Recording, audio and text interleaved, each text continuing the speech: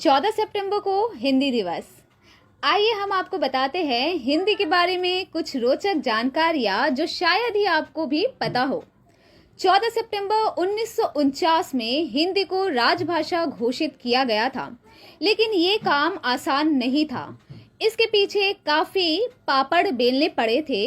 जब अंग्रेज हमारे देश में राज करते थे तो उनकी आधिकारिक भाषा इंग्लिश थी, लेकिन उनके जाने के बाद अब क्या होता। पर जिस देश में हर कोस पर पानी और 4 कोस पर बोली बदल जाती है, ऐसे में एक देशी आधिकारिक भाषा हमें चाहिए था। एक आधिकारिक भाषा की हमें जरूरत थी, इसलिए हिंदी को चुना गया। वैसे तो हिंदी हर जगह बोलते और समझते हैं, लेकिन दक्षिण भारत में ऐसा नहीं है। इसलिए दक्षिण भारत के नेताओं ने हिंदी को राष्ट्रभाषा घोषित करने की जगह राजभाषा घोषित करवाने का निर्णय लिया था। उनके इस तर्क में ही हिंदी को राजभाषा घोषित किया गया।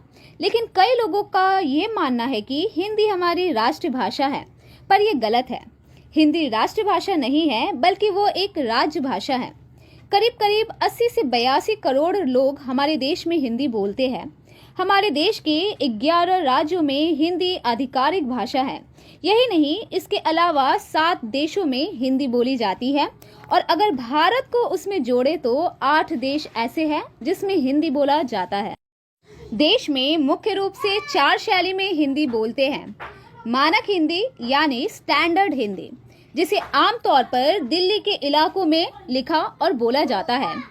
दक्खनी हिंदी यानी डेक्कन हिंदी, इसमें उर्दू, मराठी, तेलुगु शब्दों का प्रयोग होता है, जिसे कि आमतौर पर हैदराबाद में बोला जाता है।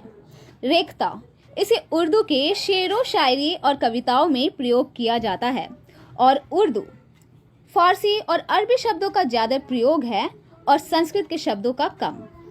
वैसे तो भाषाविद कहते हैं कि उर्दू और हिंदी में काफ़ी ज़्यादा फर्क नहीं है। उर्दू में फारसी और अरबी ज़्यादा प्रयोग है और हिंदी में संस्कृत और रीजनल लैंग्वेज।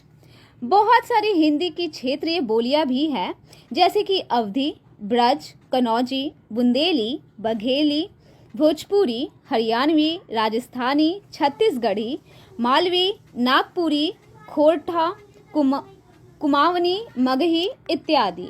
हमारे हिंदी डिक्शनरी में तत्सम, तद्भव, देशज और विदेशी शब्द इस्तेमाल किए गए हैं। ऐसे तो हिंदी बहुत सारे राज्य में बोले जाते हैं, इसलिए इसे अंतर्राज्यीय भाषा यानी अंतर स्टेट लैंग्वेज भी कहा जाता है, या तो संपर्क भाषा भी कहा जाता है, क्योंकि अगर हम एक राज्य से दूसरे राज्य जाते हैं तो संपर्क के लिए हिंदी भाषा ही चुनते हैं। पूर्वोत्तर भारत में छोटे छोटे जनजातियां रहते हैं। जब वे अलग जनजातियों से मिलते हैं तो हिंदी में ही बात करते हैं, जिसे कि इंटर ट्राइबल लैंग्वेज यानी अंतर जनजातीय भाषा कहा जाता है। ये नॉर्थ ईस्ट यानी उत्तर पूर्व भारत में मशहूर है। आजकल हिंदी मशहूर तो है ही, इसलिए कंप्यूटर में हिंदी में भी काम किया जाता है और बहुत से लोग कर भी रहे हैं। मुंबई की इंडस्ट्री बॉलीवुड भी हिंदी का प्रयोग करती है। मुंबई में होते हुए भी मराठी का इस्तेमाल कम है। चूँकि बॉलीवुड हिंदी को ज़्यादा इस्तेमाल करती है, इसलिए उसका महत्व ज़्यादा है और इसकी पहुंच भी बहुत है। इसके कारण ही ये मशहूर भी है। ये थी हिंदी भाषा से जुड़ी कुछ महत्वपूर्ण जानकारियाँ। और भी ऐसे रोचक तत्वों के बारे में जानकारियों के लिए देखते रहे लोकल टीवी। धन्यवाद।